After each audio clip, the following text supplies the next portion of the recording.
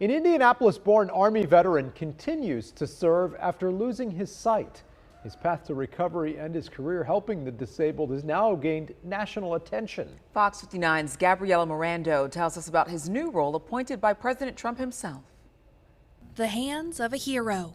And I went off and spent 22 years in the Army. I did 4 combat tours, but on my last combat tour, I was ambushed. Scars tell the story of Master Sergeant Jeffrey Mittman's last tour in Iraq, when he was ambushed by an explosive. A month later, he woke up to a new reality.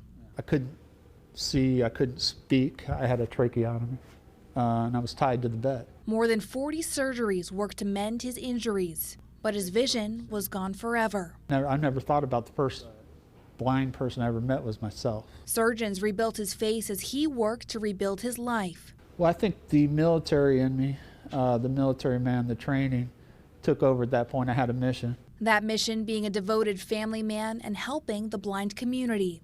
Mittman is the first legally blind CEO of Bosma Enterprises in Indianapolis, which works to train and employ the more than 50% of blind people facing unemployment. It's an honor for me to watch what people can do when given the opportunity. His work earned him one of the 4 private citizen appointments to the U.S. AbilityOne Commission.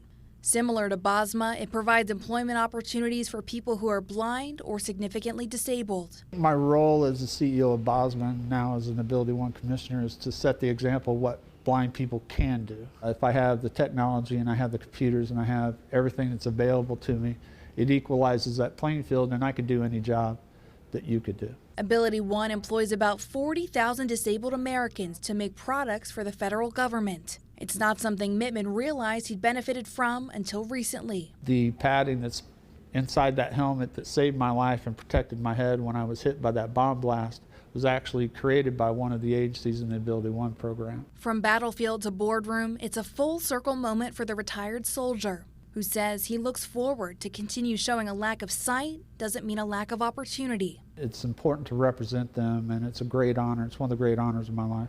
Gabriela Mirando, Fox 59 News.